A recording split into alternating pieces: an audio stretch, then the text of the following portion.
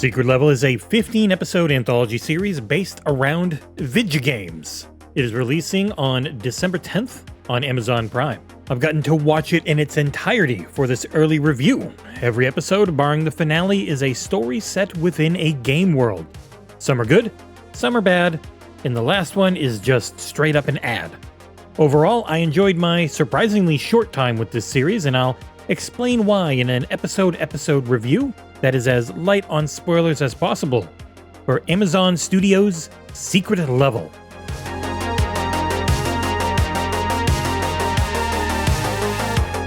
The premise of Secret Level is that it will take us through 14 game worlds over 15 episodes. There's no interconnecting narrative in this anthology series.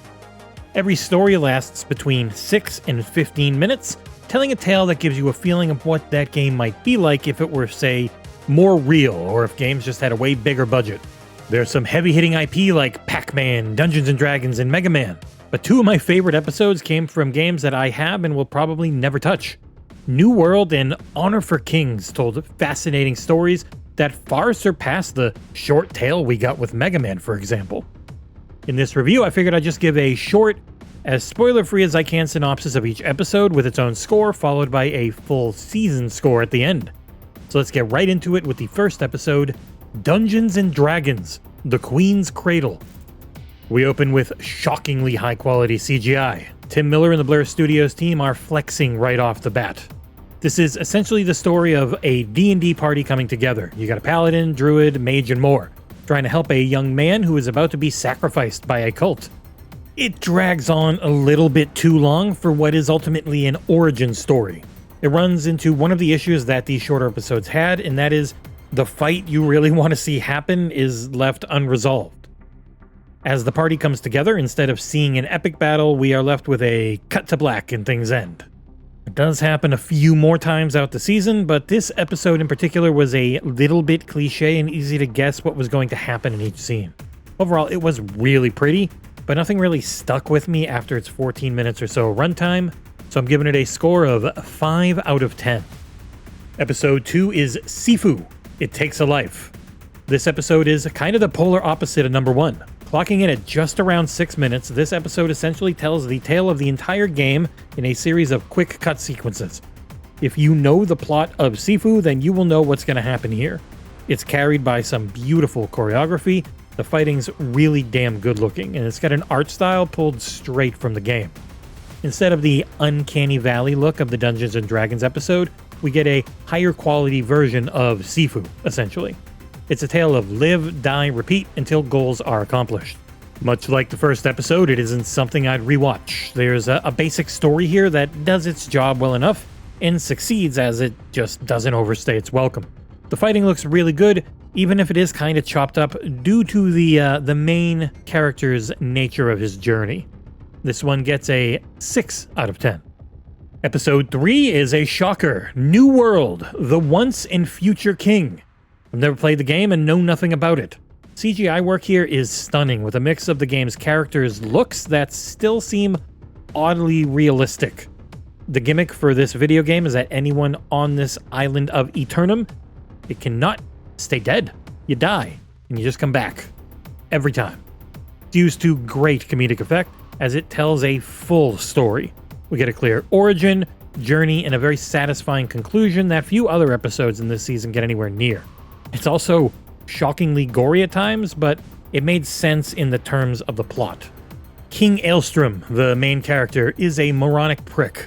Without saying much more, what he goes through on the island starts out cartoonish and ends with a hefty dose of emotion. I think this was the best overall episode for the series, and funnily enough, it's for a game I'm never going to touch, giving it a 9 out of 10. Up next is Unreal Tournament Zan. I have played far too many hours of Unreal Tournament, and this show is about robots, self-awareness, and the perils of capitalism. While originally watching it, I felt a little bored the first time. The Unreal Tournament part of this were the numerous weapons and items pulled directly from the games. After stewing on it a little bit and talking with my wife, it definitely grew on me though. The CGI itself is a mix of higher quality but still stylized looks. They didn't go for photorealism here, and I think that helps a lot, as it's a fantastical, brutal future setting full of science fiction technology as people are blowing the crap out of each other. The main character being a robot is tough too, given that they never speak a word of dialogue. I think the main thing missing for me was some of the game music to match the very obvious level references, and it was a little predictable, but it was ultimately okay, giving that one a 6 out of 10. Up next we have Warhammer 40k, and They Shall Know No Fear. This episode kicks major ass. It was my personal favorite, as someone lightly steeped in Warhammer 40k Space Marine lore. It features the main character of Space Marine 1 and 2, and this requires a little bit of knowledge to get everything out of it. It is a typical, brutal, gory as hell Space Marine mission. Fighting the Agents of Chaos, among many others, it looks awesome. Matching the games, but obviously upping the quality tenfold. Now, on my wife's side of it, she didn't know the lore and felt a little bit lost on what is going on. I think how cool it works will, get enough people through, but I doubt it will hit as hard for you if you have no idea, say, what an astropath is. It's a little bit self-indulgent in looking super cool, but it does it so damned well that I just wanted more. Please give me an entire show or movie of this, and I'm giving it an 8 out of 10. Up next is the weirdest, creepiest, and grossest episode of the series, and it's Pac-Man, with an episode titled Circle. It asks the question, what is Pac-Man, and why would he be trapped in a maze? The answers are pretty friggin' disgusting, and amazing. It starts with nothing that would make you think of Pac-Man outside of this little helpful gold orb that's floating around our protagonist. He is the chosen one, meant to escape the maze. Having to avoid ghosts, he'll learn the truth of his predicament, and it is a chilling, horror, gore-filled beauty of an episode. I had no clue what was going on outside of, why is Pac-Man a little floating robot, until near the end. No spoilers, of course, just watch it without knowing anything else. It looks great, and unlike anything Pac-Man has ever looked before. Giving this one an 8 out of 10. Next is Crossfire, Good Conflict, which is essentially an episode that turns a PvP match from the game into a short film. It takes all the mechanics of something like a VIP mode where a package must be escorted to a specific location, and it is thoroughly okay. Full of military-style talk and action, you'll know what is going to happen well before anyone on screen does. This does return us to the uncanny valley CGI look of some previous episodes. It all takes place in an oddly vacant city that is slowly besieged by a massive storm. Much like the opening episode, it was fine and immediately forgettable. Soldiers shoot and blow each other up trying to extract or stop a MacGuffin. Things happen, it's over, it left my brain forever, and it gets a 5 out of 10. We then move on to Armored Core, Asset Management. This one features Keanu Reeves in his swearingest role yet. Lots of effing and jeffing as he plays an augmented pilot that everyone hates. I mean, he is a miserable prick who himself hates the world and just wants to get paid again so that he can drink himself that much closer to death. He's got a classic lady in his ear robot voice that only he can hear. Is she real? Is she not? Yeah, she's probably real, but you're a little bit left to wonder, maybe she isn't. Action-wise, it looks really good. The human characters go for that realistic look, with Keanu's character having his face in a really dumb hairstyle. The mechs look cool as all hell like they do in the games, and the action is fast with frenetic movements that occasionally use an in-game camera setup almost to make you feel like you're controlling things. Sadly, the story itself is pretty weak with a thoroughly unsatisfying ending. I'm sure it hits some key lore points that fans will appreciate, but it didn't for me, so I'm giving it a 6.5 out of 10. The Outer Worlds, The Company We Keep. I had pretty high hopes for this one, and they were mostly delivered. Featuring Amos, a space orphan with unbelievable luck at times, who is looking to earn a buck. He finds that Auntie Cleo's company is looking for test subjects, and he volunteers. He has a friend named Felicity who went to work for them, and he's hoping to finally see her once more.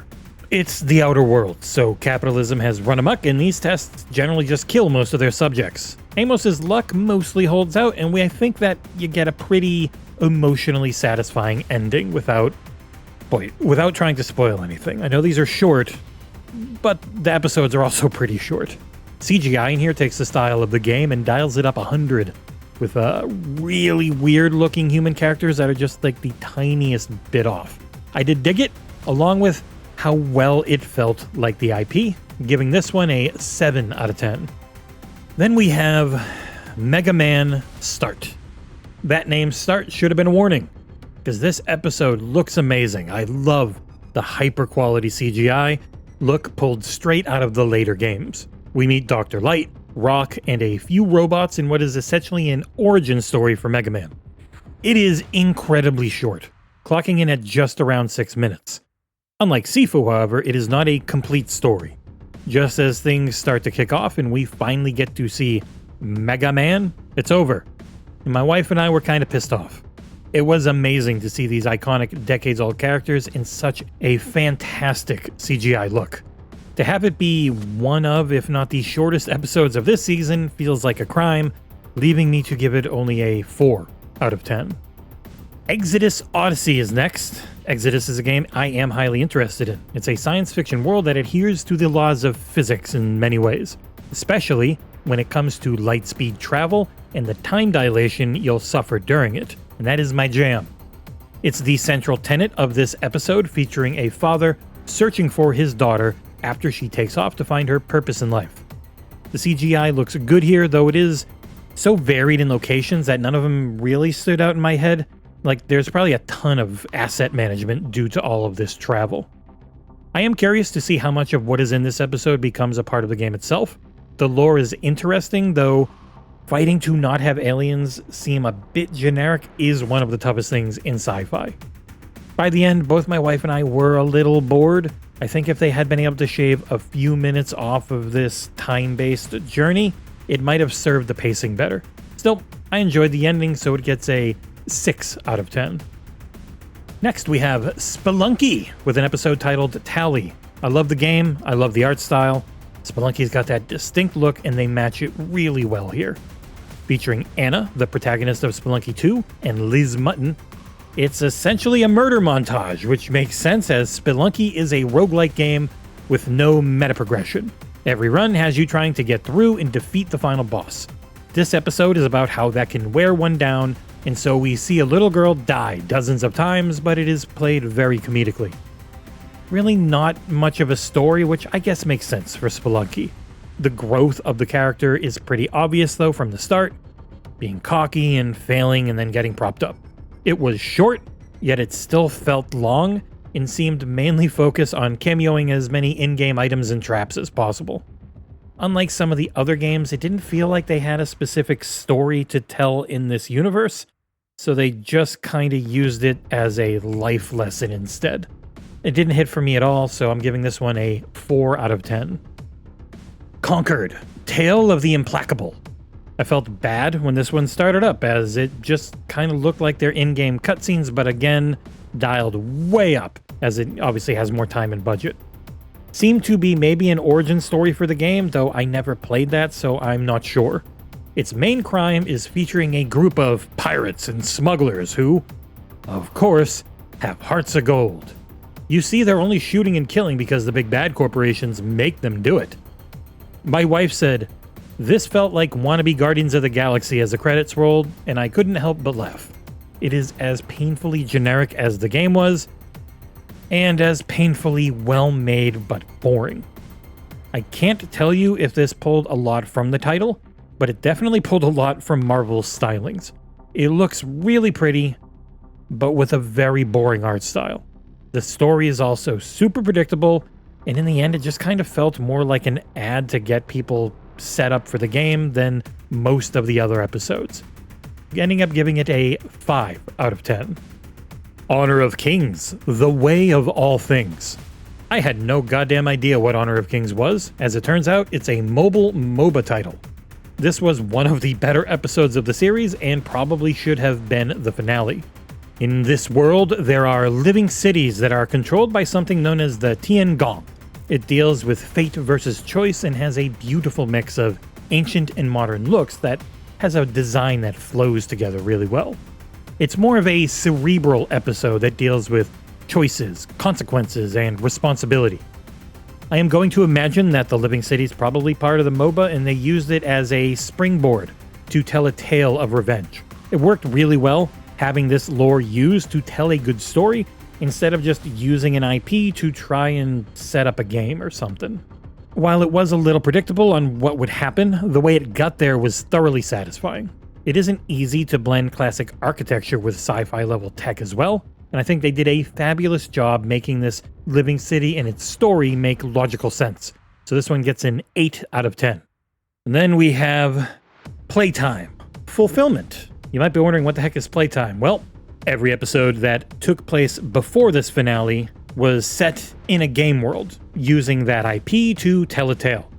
Whether that tale was a new one, a retelling of the game's plot, or being a little bit of an ad. I'm looking at you, Concord. They all took place inside of a game. Playtime is a long, cameo-focused advertisement for the PlayStation brand. It is pretty pointless, and I do not understand why it exists. This show wasn't about that. It was anthology series set inside game worlds, telling a story only possible in that game, but whatever. The protagonist is a bit hapless, useless delivery driver who is constantly saved by a glowing being with Deus Ex Machina powers. She's delivering packages to get points with a little robot flying above her head. None of this is a PlayStation game. It's all just kind of real world looking, but with pixel graphics projected over things, either by the robot or her glasses, I guess. At one point, a mysterious figure hands her a special package, which eventually leads to a bunch of pointless PlayStation IP cameos, though not even as many as you would think. You've got Kratos, who if you saw in the trailer, you know everything he does. That is literally it. He slams his axe into the ground, freezing it before our protagonist jumps over him on her motorcycle. There's a Colossus from Shadow of the Colossus that shows up for a second. There are some Helldivers who show up repeatedly, shout democracy, and do nothing else. And at one point, Sackboy floats around, giggling for no reason. In the end, she just ends up in PlayStation World, and it turns out those characters were other quote-unquote players taking on avatars. I don't know. I don't want to know. It was awful. For a series that was dedicated to only games can tell type of stories, this wasn't one. There was no PlayStation video game this is set in, and they have a bajillion amazing IP they could have used. It was a maddening inclusion and an incredibly disappointing ending. I am giving it a 2 out of 10 because at least it looked nice.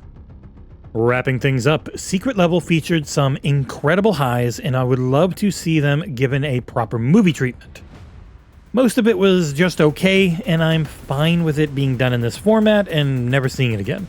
And a few of them were extremely disappointing because they were way too short, especially Mega Man. A massively out of place and disappointing final episode that broke the setup of the 14 ones before it did not help, but still. If you've got Amazon Prime and any interest in the premise, none of them are long, and I think at least checking some of them out will be worth your time. The season itself gets a 6.5 out of 10.